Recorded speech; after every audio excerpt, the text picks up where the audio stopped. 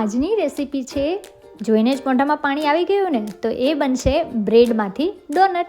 તો અહીંયા 4 બ્રેડ બચી હતી મારી પાસે, તો એમાંથી મેં 4 બ્રેડની કોર કાઢી અને જે વ્હાઈટ પાર્ટ છે એને આ રીતે ટુકડા કરી હાથેથી રફલી એવા મસળી અને તેમાં 4 ચમચી જેટલું દૂધ એડ કરી લીધું હતું અને એકદમ સ્મૂથ અને સોફ્ટ એવો ડોનટનો લોટ બાંધી અને રેડી કરી લીધો હતો. તો અહીંયા આપણો લોટ બંધાઈ ગયો છે. તો એમાંથી મેં 2 પાર્ટ કરી લીધા હતા અને એક લુવો લઈ આપણે આ રીતે રાઉન્ડ શેપ કરી લેવાનો છે. ત્યારબાદ આંગળીની મદદથી આ રીતે ડોનટનો શેપ આપી દેવાનો છે. તો બની ગયા ને આપણા ડોનટ. અહીંયા મેં તેલ ગરમ કરવા માટે રાખી દીધું હતું અને એક બાજુ આ રીતના મિલ્ક ચોકલેટ કમ્પાઉન્ડ લઈ એના મેં આ રીતે ટુકડા કરી લીધા હતા.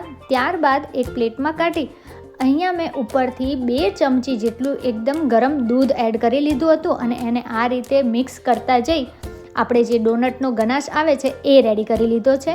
હવે ગનાશને આપણે એક બાજુ રાખી દઈશું અને ગરમ તેલની અંદર લો ટુ મીડિયમ ફ્લેમ ઉપર એને આપણે ડોનટને તળી લેવાના છે, જ્યાં સુધી એનો કલર એકદમ ગોલ્ડન બ્રાઉન કલરનો ન થાય ત્યાં સુધી. તો આપણા ડોનટ છે એકદમ પરફેક્ટલી કૂક થઈ અને રેડી થઈ ગયા છે. તો એને એક પ્લેટમાં કાઢી લઈશું અને ઠંડા થવા માટે મૂકી દઈશું. તો જુઓ બની ગયા છે ને એકદમ નાના સાઇઝના ડોનટ. હવે જે ચોકલેટ ગનાશ હતો એની અંદર ડીપ કરી લઈશું. ત્યારબાદ એક પ્લેટમાં લઈ અને એને આપણે ફ્રીઝમાં સેટ થવા માટે રહેવા દઈશું. હવે ફ્રીઝમાંથી કાઢીશું એટલે એકદમ પરફેક્ટલી આપણો ગનાશ છે સેટ થઈ ગયો છે. હવે આપણે ઉપરથી જે ચોકલેટ વર્મસીલી મળે છે ને એ આપણે ભભરાવી દેવાની છે, એટલે એકદમ બહાર જેવા જ ડોનટ આપણા રેડી થઈ જશે. તો કેવી લાગી તમને બ્રેડમાંથી બનતા ડોનટની રેસીપી? વિડીયો ગમ્યો હોય તો લાઈક જરૂરથી કરજો.